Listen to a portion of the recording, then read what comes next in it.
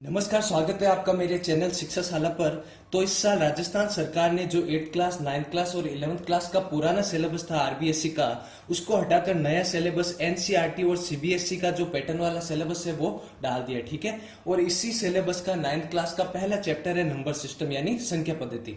तो पहले इस चैप्टर का अपन बेसिक पढ़ेंगे, उसके बाद इस चैप्टर की एक्सरसाइज अपन करेंगे। ठीक है। तो देखिए, बेसिक पढ़ना बहुत जरूरी है। बेसिक नहीं पढ़ोगे तो आगे वाले सवाल आप कर नहीं पाओगे या समझ नहीं पाओगे। तो देखो, चैप्टर का नाम क्या है? संख्या पद्धति।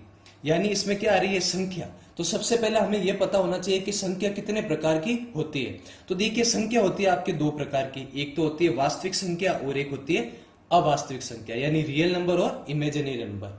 अब देखो, इमेजिनरी नंबर क्या होता है? ऐसी संख्या है जो वास्तव में होती नहीं, जिनकी खाली कल्पना की जा सकती है, वो क्या होती है? Imaginary number. ठीक है। या अवास्तविक संख्या। अब जैसे ऐसी संख्या क्या होती है? जैसे मान लो, देखो आप, कि अगर आपको मैं बोलूं आपको निकालना है 25 का वर्गमूल, तो 25 का वर्गमूल तो कितना होता है? 5। लेकिन अगर मैं आपको बोलूं आपको निकालना है -25 का वर्गमूल, तो माइनस वाली संख्याओं का कभी भी वर्गमूल नहीं निकलता है। ठीक है। अगर आप इसका वर्गमूल निकालोगे ना, तो 25 का कितना होता है? 5। और ये जो माइनस अंडर रूट में है ना, इसकी वैल्यू होती है आयोटा, जो आप 11th क्लास में पढ़ोगे। आपके 10th तक ये किसी काम नहीं आता। तो अभी के लिए आपको क्या समझना है? कभी भी वर्गमूल के अंदर माइनस वाली संख्या आ जाए तो वो कभी भी वास्तविक संख्या नहीं आती, वो क्या कहलाती है? अवास्तविक संख्या। आपको ये समझ में आ गया हो गया?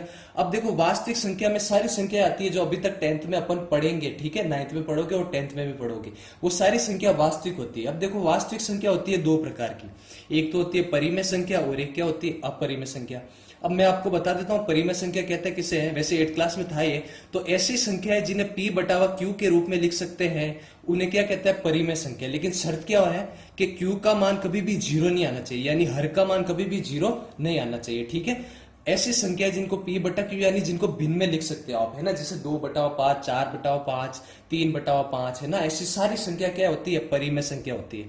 और जिन संख्याओं को p बटा q में नहीं लिख सकते आप, है ना, p बटा q यानी भिन्न के रूप में नहीं लिख सकते, उनको क्या बोलते हैं? अपरिमेय संख्या। अब देखो, परिमेय संख्या में तो बहुत सारी संख्या आती है, लेकिन अपरिमेय संख्या में कुछ ही संख्या, 3-4 संख्या जो अपरिमेय आती है। तो आप परिमेय संख्या याद करने से अच्छा अपरिमेय संख्या याद कर लो। ठीक है। क्योंकि अपरिमेय संख्या को छोड़कर बाकी जितने भी संख्या होगी वो सारी संख्या क्या होगी? परिमेय संख्या। तो पहले अपन बात करेंगे अपरिमेय संख्याओं की। ठीक है। क्योंकि ये याद हो गया तो इनको छोड़ के बाकी सारी संख्या क्या होगी? परिमेय संख्या। तो देखो, अपरिमेय संख्या, सबसे पहले अपरिमेय संख्या में क्या आता है? पाई का मान। जैसे पाई का मान हम क्या पढ़ते हैं? 3.14 यही पढ़ते हैं। लेकिन इसका मान इतना ही नहीं होता, 3.14 के आगे भी इसका बहुत सारा मान आता है आगे आगे। ठीक है। पाई के मान के ऊपर एक पूरी बड़ी बुक लिखी हुई है, 500 या 1000 पेज की। तो पाई का मान बहुत बड़ा होता है। और इसका मान, ये जो पाई का मान है वो किस में आता है? आपके अपरिमेय संख्या में। देखिए, 3.14 तो आता है अपरिमेय संख्या में, लेकिन जो पाई का मान 22/7 आता है ना, वो मैं अभी आपको बताऊंगा वो परिमेय संख्या में आता है। क्यों आता है वो जब मैं परिमेय संख्या का बताऊंगा तब मैं आपको समझाऊंगा। तो अभी के लिए आपको क्या याद रखना है कि पाई बराबर जो 3.14 होता है वो किस में आता है? अपरिमेय संख्या में। उसके आगे अपन बात करते हैं ऐसी संख्याएं जिनकी आवृत्ति क्या होती है? अनावसनीय आवृत्ति। क्या होता है? अनावसनीय आवृत्ति। अनावसनीय आवृत्ति। अब समझो अनावसनीय आवृत्ति क्या होता है। मानो किसी संख्या में आपने किसी दूसरी संख्या का भाग दिया। ठीक है। भाग दोगे तो भागफल आएगा, और भागफल ऐसा आ रहा है कुछ 0.10, 100, 1000, 10,000, 1,00,000, इस तरह का। मतलब संख्याओं की वापस पुनरावृत्ति नहीं हो रही। देखो, पहले अपन ने भाग दिया तो कितना आया? 0.10, फिर 100, 1000, 10,000, यानी हर बार जब भाग दोगे संख्या अलग अलग आएगी, एक समान संख्या नहीं आएगी, किसी संख्या की पुनरावृत्ति नहीं होगी। ठीक है। तो वो तो किसमें आएगी? अनावसनीय आवृत्ति में, यानी संख्या कोई रिपीट नहीं होगी। जैसे एक और उदाहरण आप देख लीजिए। जैसे अपन ने माना ये 0.27, फिर हो गया 275, फिर हो गया 2755, ठीक है, फिर हो गया 27,555, ऐसे। ठीक है। मतलब भाग दे रहे हो तो संख्या, जो भागफल आ रहा है उसमें संख्याओं की पुनरावृत्ति नहीं हो रही, यानी रिपीट में नहीं आ रही संख्या, हर बार अलग अलग संख्या आती है। उसको क्या बोलते हैं? अनावसनीय आवृत्ति। तो एक तो हो गया पाई का मान, और एक ऐसी संख्या है जिनकी आवृत्ति कैसी होती है? अनावसनीय आवृत्ति। ठीक है। और एक और होता है इसमें, ऐसी संख्या इसमें आती है जिसका वर्गमूल नहीं निकलता। ठीक है। जैसे देखिए, 16 का वर्गमूल आपको मैं बोलूं तब तो आप कितना लिख दोगे? 4। लेकिन बताओ क्या 17 का वर्गमूल निकलता है क्या? 17 का वर्गमूल नहीं निकलता। 21 का वर्गमूल निकलता है क्या? नहीं निकलता। 5 का वर्गमूल निकलता है क्या? नहीं निकलता। 2 का वर्गमूल निकलता है क्या? नहीं निकलता। ठीक है। तो ऐसी सारी संख्याएं जिनका वर्गमूल नहीं निकलता वो किसमें आती है? अपरिमेय संख्या में। 10th बोर्ड में आपके 3 नंबर का ऐसा क्वेश्चन भी आता है, सिद्ध कीजिए √2 अपरिमेय संख्या, √5 अपरिमेय संख्या। तो देखिए, अपरिमेय में खाली ये 3 ही संख्या है। इनको छोड़कर जितनी भी संख्या आएगी वो क्या कहलाएगी, परिमेय संख्या। ठीक है, तो अपरिमेय में क्या आ गया, पाई का मान 3.14 वाला। ऐसी संख्या जिनकी आवृत्ति क्या होती है, अनावसनीय, यानी भाग देने पर संख्या की रिपीट नहीं आती, संख्या है ना पुनरावृत्ति नहीं होती ऐसी, और ऐसी संख्या जिनका वर्गमूल नहीं निकलता। अब बात करते हैं परिमेय संख्या की। तो परिमेय संख्या में देखो क्या क्या आता है। परिमेय संख्या में आपके प्राकृत संख्या भी आएगी, प्राकृत संख्या, आपके पूर्ण संख्या भी आएगी, और आपके पूर्णांक संख्या भी आएगी। प्राकृत संख्या किसे कहते हैं, ऐसी संख्या जो एक से तो होती है शुरू और अनंत तक चलती है। ठीक है, इनफाइनाइट तक चलती है। पूर्ण संख्या क्या होती है, देखो प्राकृत तो होती है एक से शुरू, और पूर्ण संख्या कहां से शुरू होती है, 0 से शुरू और अनंत तक चलती है, उसको बोलते हैं पूर्ण संख्या। और पूर्णांक संख्या ऐसी होती है जिसमें 0 भी आता है, प्लस वाली संख्या भी आती है जो अनंत तक चलती है, और माइनस वाली संख्या भी आती है जो इधर अनंत तक चलती है, उसको क्या बोलते हैं, पूर्णांक। तो यहां पर मैंने क्या बताया, परिमेय संख्या क्या होती है, जिसे P बटा Q के रूप में लिख सकते हैं। ठीक है, तो P और Q का मान प्राकृत संख्या भी हो सकती है 1 2 3 4 5, है ना, पूर्ण संख्या भी हो सकती है। देखो पूर्ण संख्या में 0 आता है, लेकिन P का मान तो 0 हो सकता है, लेकिन Q का मान 0 नहीं हो सकता, ये याद रखना आप, है ना। जैसे अगर देखो, जैसे उदाहरण के लिए मान लो मैंने एक संख्या लिख दी आपके 0/1, तो ये तो आपके परिमेय संख्या है, क्योंकि Q का मान 0 नहीं आना चाहिए, है ना, तो ये तो परिमेय संख्या है। लेकिन अगर आपने ऐसा लिख दिया 1/0, तो ये परिमेय संख्या नहीं है, क्योंकि किसी भी संख्या में 0 का मान दो, उसका मान क्या आ जाता है, अनंत, यानी वो अपरिभाषित हो जाता है। ठीक है, तो आपके ऊपर 0 आ सकता है तब तो परिमेय होगी, लेकिन अगर नीचे 0 आ गया तो वो परिमेय संख्या नहीं होगी।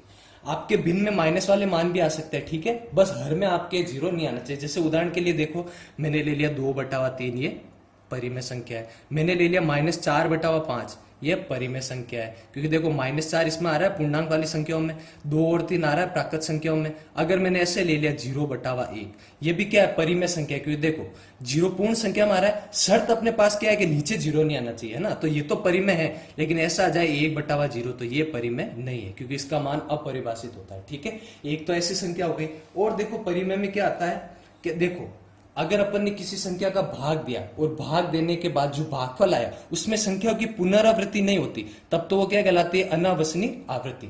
एक आवृत्ति होती है जिससे बोलते हैं अशांत अनावसनीय आवृत्ति। क्या बोलते हैं, अशांत अनावसनीय आवृत्ति। अनावसनीय आवृत्ति तो आती है आपके अपरिमेय संख्या में, और अशांत अनावसनीय आवृत्ति आपके आती है परिमेय संख्या में। तो समझिए अशांत अनावसनीय आवृत्ति आपके क्या होती है, आवृत्ति। जैसे मान लीजिए मैंने 1 में 3 का भाग दिया, तो भाग कैसे जा रहा है, 0.3 ऐसे जाता ही जाता जाएगा। देखिए एक ही संख्या की पुनरावृत्ति हो रही है, एक ही संख्या बार बार आ रही है, तो ऐसी संख्या किसमें आती है, परिमेय संख्या में। अब आप इसको ऐसे लिख सकते हो, पॉइंट का पॉइंट, किस संख्या की बार बार पुनरावृत्ति हो रही है, कौन सी संख्या बार बार रिपीट हो रही है, 3 हो रही है, तो 3 लिखा, इसके ऊपर क्या लिखा, बार। इसका मतलब क्या है, इस संख्या की बार बार पुनरावृत्ति हो रही है। तो अगर भाग देने पर संख्या की पुनरावृत्ति ना हो तब तो वो किसमें आएगा, अनावर्तनीय में। लेकिन अगर पुनरावृत्ति हो जाए तब वो किसमें आएगा, आपके इसमें परिमेय संख्या में। ठीक है, तो अशांत अनावसनीय आवृत्ति किसमें आती है, परिमेय संख्या में। ठीक है, अब जैसे और भी आप कुछ ऐसे लिख सकते हो, जैसे ऐसी संख्या आ गई, जैसे 0.27 27 27 27 ऐसे आ रहा है, तो इसको कैसे लिखोगे, 0 पॉइंट पुनरावृत्ति किसकी हो रही है, 27 की, तो 27 के ऊपर अपन ने क्या लगा दिया, ये बार लाइन लगा दी, यानी इसकी क्या होनी है, पुनरावृत्ति। ठीक है, ये भी किसमें आती है, आपके परिमेय संख्या में। ठीक है, तो ये हो गई आपके, यही संख्या है, एक तो प्राकृत संख्या, पूर्ण संख्या, पूर्णांक, ऐसी कोई भिन्न आ जाए, अगर ऊपर 0 आ गया तो भी परिमेय संख्या है। अशांत अनावसनीय आवृत्ति संख्या की रिपीट हो रही है ना, तो उसको भी क्या बोलते हैं, परिमेय। अब मैंने बताया था कि 3.14 ये तो होता है आपके अपरिमेय, लेकिन जो पाई का मान होता है ना 22/7, ये क्या होता है, परिमेय संख्या। अब ये क्यों होता है, 22 में आप 7 का भाग लगाओगे तो इसका आंसर क्या आएगा, 3.142857, और फिर बार बार इसकी क्या होगी, पुनरावृत्ति। जिसकी भाग दोगे तो 1 4 2 8 5 7 तक तो वापस गया, फिर उसके बाद वापस भाग कहां से शुरू हो जाएगा, एक बार जाएगा, 4 बार, 2 8 5 7, यानी बार बार इसकी पुनरावृत्ति होगी। ठीक है, तो संख्याओं की पुनरावृत्ति हो भाग देने पर तो उस किसमें आता है, परिमेय। अब आप सोचोगे कि पाई का मान 3.14 होता है, हम 22/7 क्यों लेते हैं। देखो ये जो 3 अक्षर है ना, 3.14 आगे के खाली ये मिल जाते हैं, इसलिए पाई को हम क्या लिख सकते हैं, 22/7 भी। बाकी पाई का मान 3.14 होती है और इसके ऊपर एक लंबी चौड़ी खिताब है। ठीक है, तो आपको समझ में आ गया होगा, वास्तविक संख्या 2 प्रकार की होती है, परिमेय संख्या और अपरिमेय संख्या। और अवास्तविक संख्या ऐसे होते हैं जिनका कोई वास्तव में मान नहीं होता, जो काल्पनिक होती है। ठीक है, वास्तविक संख्या 2 प्रकार की होती है, परिमेय और अपरिमेय। परिमेय जिन्हें P/Q के रूप में लिख सकते हो और Q का मान 0 नहीं आना चाहिए। अपरिमेय जिन्हें p बटा q के रूप में यानी भिन्न के रूप में आप नहीं लिख सकते। अपरिमेय आप याद कर लो, अपरिमेय में क्या आता है, एक तो पाई का मान होता है, ऐसी संख्या जिनकी आवृत्ति कैसी हो, अनावसनीय यानी भाग देने पर संख्या वापस रिपीट नहीं होती, और ऐसी संख्या जिनका वर्गमूल नहीं निकलता। और परिमेय में आपके क्या आता है, प्राकृत संख्या, पूर्ण संख्या, पूर्णांक, ये मैंने उदाहरण दे दिए। 0/1 भी क्या होता है, परिमेय, बस 0 नीचे नहीं आना चाहिए। ऐसी संख्या जिनकी आवृत्ति क्या होती है, अशांत अनावसनीय यानी भाग दिया तो एक ही संख्या बार बार आ रही है, ठीक है। और देखो जिनका वर्गमूल नहीं निकलता वो आता है अपरिमेय।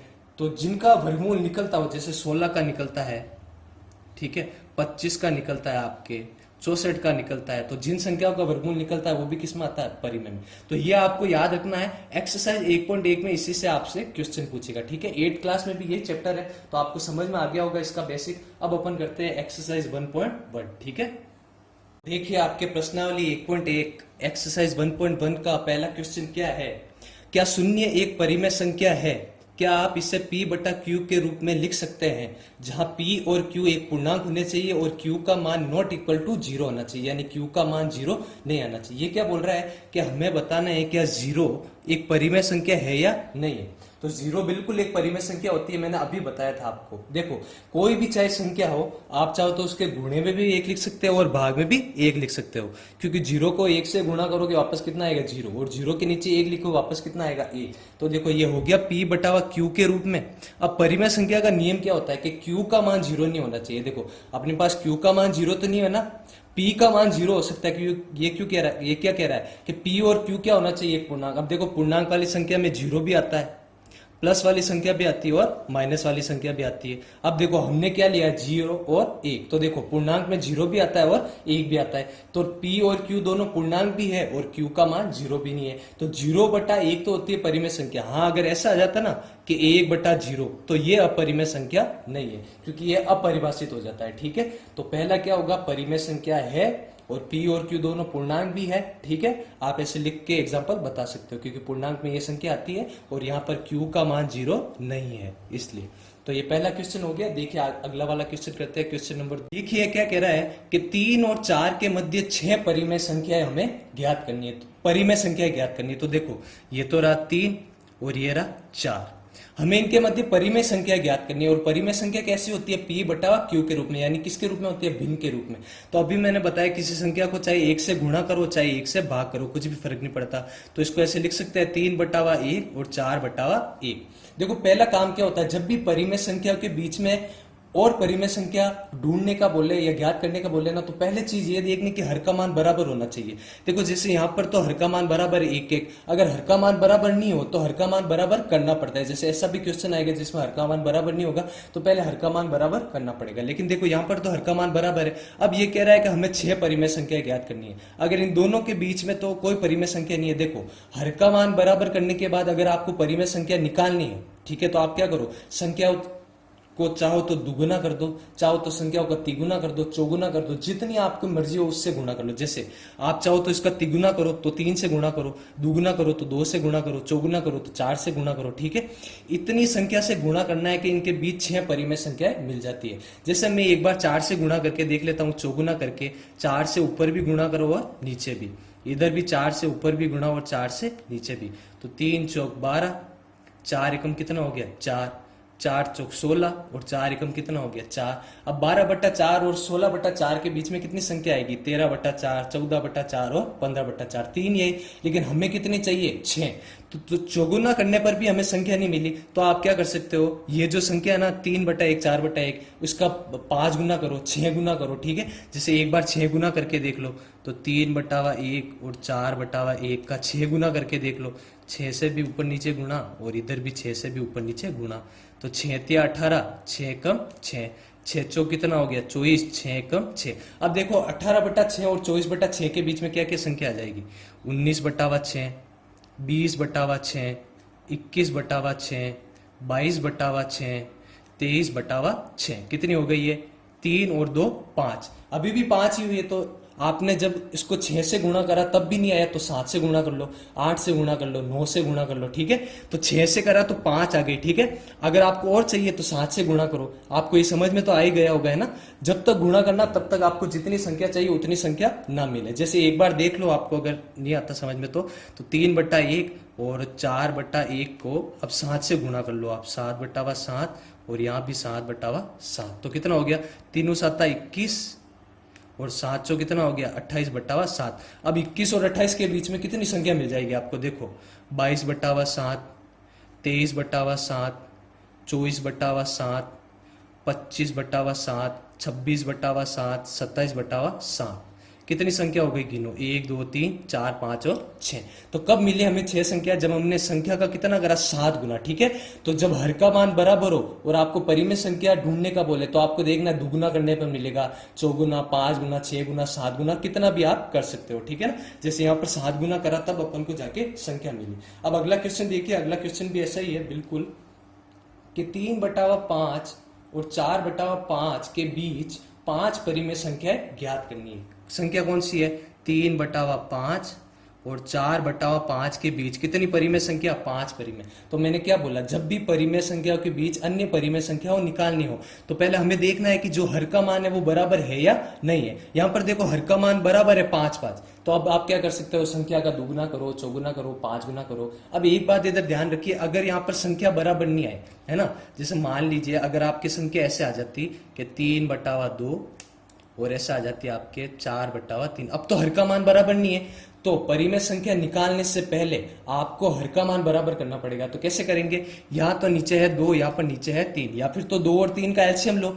या फिर एक ऐसी संख्या देखो जो 2 के पहाड़े में भी आती है और 3 के पहाड़े में भी, तो आप एलसीएम लेते तब भी कितना आता है, 6। और ऐसी कॉमन संख्या देखते जो दोनों के पहाड़ में आते हैं तब भी कितना आता है, 6। तो 6 से ऊपर भी गुणा करते हो और नीचे भी, तो 6×3 = 18, 2×6 = 12, 4×6 = 24 और 6×3 = 18। और देखो 3 को 6 बनाने के लिए, रुक जाओ एक मिनट, इसका एलसीएम या फिर कॉमन संख्या क्या आती, 6 आती ना। तो हमें हरों को ऐसी संख्या से गुणा करना था कि वो कितना बन जाए, 6। तो 2 को किससे गुणा करेगा, वो 6 बन जाए, तो 3 से ऐसे। और 3 को किससे गुणा करेगा, वो 6 बन जाए, 2 से। तो ऐसे गुणा करना था, ठीक है। मतलब एलसीएम इन दोनों का 6 है, तो देखना 2 को किससे गुणा करने पर 6 आता है और 3 को किससे गुणा करने पर 6। तो 2×3 = 6 और 3×3 ऊपर कितना आता है, 9। 3 दूनी 6 और 4 दूनी ऊपर कितना आता है, 8। तो देखो अब आ गया 9/6 और 8/6। अब आपके हर का मान बराबर हो गया। अब आप उसको दुगुना तिगुना करके आंसर निकाल सकते हो, ठीक है। अगर बराबर नहीं आए तो एलसीएम लेना है और हर वाली संख्याओं को एलसीएम के बराबर लाना है। तो ऐसी संख्याओं से गुणा करना है कि वो एलसीएम के बराबर आ जाए। जैसे यहाँ पर 6 आ रहा है तो 3 से गुणा करा इसको और 2 से गुणा करा इसको। अब देखें यहाँ पे तो हर का मान बराबर ही है, तो हमें 5 संख्या निकालनी है। तो अब आपकी मर्जी है, 5 गुना करो, 6 गुना करो, 7 गुना। जैसे देखा अगर 5 गुना करे तो 5×3 = 15, 5×5 = 20, कितनी आएगी, 4 ही आएगी। तो 6 गुना कर लीजिए आप, ऊपर भी 6 से गुणा, नीचे भी 6 से गुणा, 6 से गुणा, इधर भी 6 से गुणा। तो 3 छंग कितना हो गया, 18, और 5 छंग आपके कितना हो गया, 30, ठीक है। 6 चौक कितना हो गया, 24, और 5 छंग कितना हो गया, 30। अब 18 और 24 के बीच में कितनी संख्या निकालोगे, 19/30, 20/30, 21/30, 22/30, 23/30, ठीक है। तो कितनी आ गई, 1 2 3 4 और 5 मिल गई हमें संख्या, है ना। हर का मान बराबर है तब तो 5 गुना 6 गुना कर दो। हर का मान बराबर नहीं है तो पहले जो हर में संख्या उनका एलसीएम लो और हरों को एलसीएम के बराबर लाना है, ठीक है। तो ऐसी संख्या से गुणा करना है कि वो एलसीएम के बराबर आ जाए, जैसे मैंने एग्जांपल आपको दे दिया। अगला क्वेश्चन आपके सत्य असत्य वाला, तो इधर ध्यान दीजिए, आपको बताना है सत्य या असत्य है और कारण के साथ आपको बताना है सत्य या असत्य। तो देखो पहला क्वेश्चन क्या है, प्रत्येक प्राकृत संख्या एक पूर्ण संख्या होती है। बिल्कुल होती है, ये सत्य है। क्यों सत्य है, जो देखो ये क्या कह रहा है, प्रत्येक प्राकृत संख्या। प्राकृत संख्या क्या होती है, जो 1 से होती है शुरू और कहां तक चलती है, अनंत तक, यही होता है। और पूर्ण संख्या क्या होती है, जो 0 से होती है शुरू और कहां तक चलती है, अनंत तक। तो ये क्या कह रहा है कि प्रत्येक प्राकृत संख्या पूर्ण संख्या होती है, तो होती है। देखो प्राकृत संख्या में क्या आ रहा है, 1 2 3 से लेकर अनंत तक, तो 1 2 3 से लेकर अनंत तक तो इसमें भी आ रहा है, ठीक है। तो जो प्राकृत संख्या में संख्याएं आती है वो पूर्ण संख्या में भी आती है, तो ये सत्य है। अगली संख्या क्या है, प्रत्येक पूर्णांक एक पूर्ण संख्या होती है, तो ये भी सत्य है भाई। प्रत्येक पूर्णांक क्या होती है, एक पूर्ण संख्या। कैसे, पूर्णांक में क्या आता है, माइनस वाली संख्या भी आती है ना, माइनस वाली संख्या भी आती है, जीरो भी आता है और प्लस वाली संख्या भी आती है। और पूर्णांक क्या होता है, जो 0 से शुरू होकर अनंत तक चलता है, ऐसे आता है। तो देखो ये क्या कह रहा है कि प्रत्येक पूर्णांक क्या होता है, पूर्ण संख्या। तो देखो पूर्णांक में क्या आता है, जीरो भी आता है और 1 2 3 और अनंत तक चलता है, और पूर्णांक में भी जीरो आता है, 1 2 3 और अनंत तक चलता है। यानी पूर्ण संख्याओं में जो भी संख्या आती है वो पूर्णांक में आ रही है या नहीं आ रही है, आ रही है ना, तो ये सत्य है। अगली हमें क्या कह रहा है कि प्रत्येक परिमेय संख्या एक पूर्ण संख्या होती है, तो ये असत्य है भाई, ये असत्य है। देखो परिमेय संख्या का नियम क्या है, जैसे p बटावा q के रूप में लिख सकते हैं, और q का मान क्या नहीं होना चाहिए, जीरो, ठीक है। और पूर्ण संख्या में क्या होता है, जीरो से शुरू होती है और कहां तक चलती है, अनंत तक, ठीक है ना। अब देखो, अब मान लो p और q को मैंने 1 2 3 इसमें से कुछ भी ले लिया, तब तो ठीक है ना। जैसे q का मान मैंने 1 2 3 कुछ भी ले लिया, लेकिन जैसे मैं q का मान ले लूंगा जीरो, तो नियम क्या होता है, जैसे q का मान जीरो आया तो संख्या क्या हो जाती है, परिमेय संख्या नहीं कहलाती है, ठीक है। तो ये पूर्ण संख्या नहीं होती है, p और q का मान पूर्ण संख्या नहीं हो सकता, q का तो बिल्कुल नहीं हो सकता, p का हो सकता है, तो ये आपके क्या हो गया, असत्य। तो इसी के साथ हमारे जो प्रश्नावली 1.1 थी वो पूरी हो गई। आपको समझ में आ गया होगा अच्छे से। अगर नहीं समझ में आया और कोई डाउट है तो कमेंट करके मुझे जरूर बताइए। अगली प्रश्नावली 1.2 अपन अगले वाले वीडियो में करेंगे, जो मैं कल अपलोड करूंगा। अगर आपको वीडियो अच्छा लगा तो अपने दोस्तों के साथ शेयर करें, वीडियो को लाइक करें और चैनल को सब्सक्राइब करें। धन्यवाद।